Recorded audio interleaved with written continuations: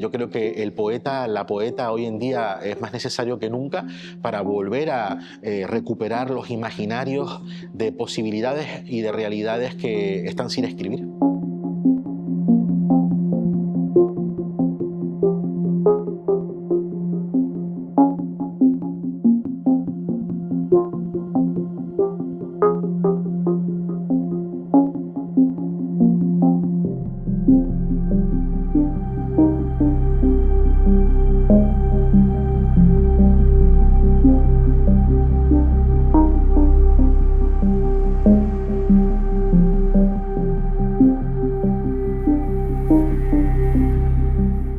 Un escritor hoy en día es tanto poeta como ensayista. Realmente el testimonio vital que se transcribe a través de los procesos de imaginación, como tenemos tanta influencia de las nuevas tecnologías y ya estamos en pleno siglo XXI, pues está tanto el lado testimonial como lo emotivo intelectual. Y en ese sentido, creo que hoy en día los escritores y las escritoras deben apostar por unas narrativas transversales que tengan diferentes prismas, y así como vengan las olas, se escribe.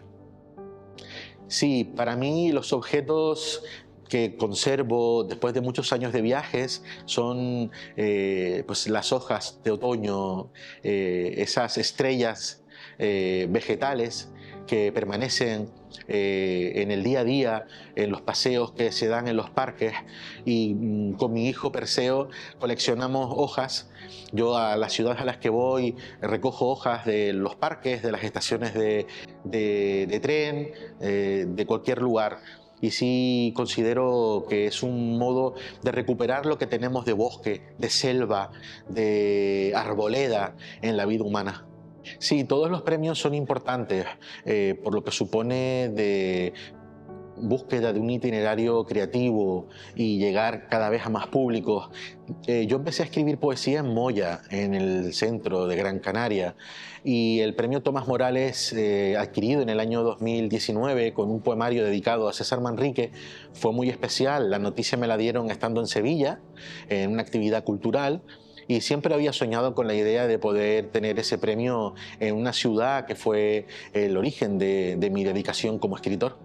Y está clarísimo que la poesía en español tiene mucho futuro, y especialmente en la poesía canaria, por ese grado de diferencia, por esa identidad mestiza, por ese elemento cosmopolita que nos da nuestra condición tricontinental y que hace que la poesía canaria tenga más futuro que nunca. Pues algún libro especial, yo creo que podría pensar en El Canto General de Pablo Neruda, que es un libro total, cosmovisional, de la América profunda, que se va de celebrar las piedras, las fuentes y los ríos de nuestra América, como decía José Martí, a denunciar a la United Fruit Company por las injusticias que se han cometido en América, de tanta dictadura y de tanta presencia del imperialismo yanqui. Y en ese sentido, pues, El Canto General es un libro para acercarse a la poesía desde una perspectiva universal. Pues sería ideal repetir una idea que tuvo Manuel Padorno en un poema suyo, donde llevaba a un hotel del sur a Platón, a poetas modernos, contemporáneos.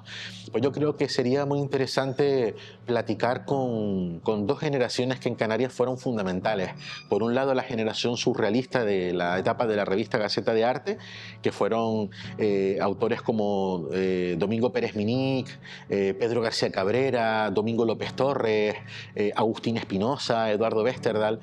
Y por otro lado, los autores representativos de la generación de planas de poesía, que por reconocimiento de Vicente Alexandre, el premio Nobel español, fueron los poetas que rompieron el silencio de la dictadura, y aquí estuvieron Agustín Millares y José María Millares, Pedro Lescano.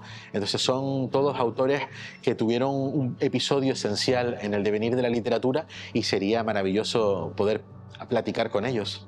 Sí, yo represento a la generación de escritores que tuvieron la ciudad turística como espacio natal. Y en ese sentido, nuestros vecinos eran suecos, alemanes, nórdicos, de todos lados de Europa. Incluso habían ciudadanos senegaleses, marroquíes, con los que compartíamos el colegio. En ese sentido, la impronta familiar está marcada por un cosmopolitismo premonitorio. De hecho, ahora resido en México, la canariedad la defiendo en todos los lugares donde voy, desde un punto de vista de su componente mestizo. Y por otro lado también hay una parte importante en mi obra que está vinculada con el arte. Me he motivado mucho a escribir en los museos, recuperar un diálogo esencial con las pinturas, que desde mi punto de vista son esa parte de la historia que pervive, son estrellas a la mano, donde podemos todavía dialogar con el pasado sin esa mediación de lo económico que ha perjudicado tanto la vida de la ciudadanía, con tantos escaparates de centros comerciales, con tantas autopistas, con un monocultivo del turismo que ha generado un hiperconsumo total, y en ese sentido la isla debe recuperarse a través de la escritura y de las prácticas artísticas. Sí, bueno, me enamoré de una artista plástica mexicana en mi periplo en Castilla-La Mancha, y decidimos tomar rumbo hacia ese país de lo real maravilloso, que, como decía José Vasconcelos, representa la raza cósmica. En mi día a día hay indígenas huicholes, tepehuanos, tarahumaras. Vivo en la ciudad de Durango, que fue la cuna de Francisco Villa, de los hermanos Revueltas. Entonces la docencia era un modo de devolverle a México sus puertas abiertas, y la experiencia con unas generaciones de gran talento evidencian que el vínculo con América que tenemos los canarios tiene mucho futuro. Dar clases allá es un modo de recompensar el hecho de que han sido los anfitriones de muchas generaciones de ciudadanos españoles que desde las épocas de la Segunda República, con el exilio republicano, hasta hoy, donde muchos inmigrantes canarios volvemos de Nueva América a buscar un horizonte mejor. Sin duda, somos palabra, somos memoria, somos recuerdo, y en ese sentido la escritura poética es un modo de reconstruir nuestras propias biografías, un ejercicio de ciudadanía total, es un modo de compartir lo que tenemos en común, que es el estar vivos, y mirarse a los ojos, escribir un poema, compartir la literatura desde un punto de vista intergeneracional, favorece que haya una mejor cultura en el archipiélago y potencia muchísimo la calidad de vida y tener una compenetración con la realidad. La poesía en ese sentido salva. Sí, escribir ensayo hoy en día es devolver a la ciudadanía puntos de vista críticos que a veces quedan solapados en el ámbito académico.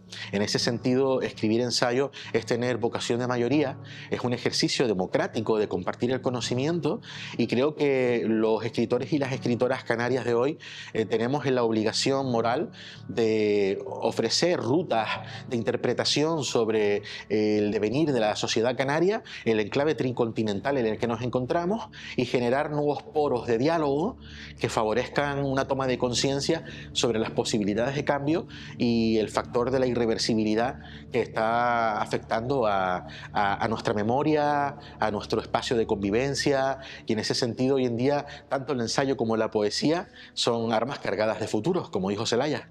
No, la poesía tiene vocación de mayoría, aunque Juan Ramón Jiménez, el premio Nobel español que murió en San Juan de Puerto Rico, decía que era para una inmensa minoría. Yo creo que hoy en día, desde Homero hasta la poesía beatnik en Estados Unidos, nos ha devuelto el factor del ensueño, de la magua, de la búsqueda de nuevas realidades, de la posibilidad de inventar mundos nuevos. Y en ese sentido, la poesía tiene vocación democrática, de mayoría y con un futuro muy prometedor.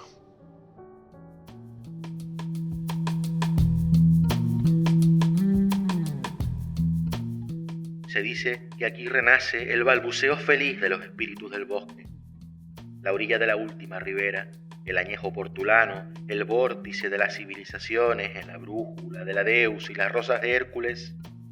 Hay gárgolas del verde, íbices turquesas, caríptidos dormidas en altosanos polinesios, meandros caucásicos, alpendres vikingos, estrómbolis de luz, juncos planetarios, espículas galácticas, plúmbagos colosales. En la conciencia de un mínimo de fluidez, la armonización de tiempo en peso para la quimera del póstigo del día, con escarchas solares, brebajes selváticos, turíbulos del azul. No hay cerraduras suficientes para la contención de esta luz de cedro en llamas, oyamel incendiario, caliandria del fuego.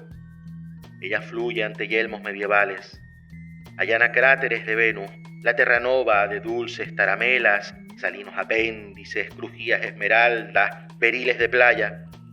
No temas, la isla está llena de ruido, la isla non trubada, guarnición de toda luz, caldarium del líquido arcano para la reconciliación de la república estival, timbre perpetuo, sinfonola del millón de cigarras en la historia universal del aire, soliloquio atlántico del corolario de los alicios en el crisol del mediodía, gong ultramarino.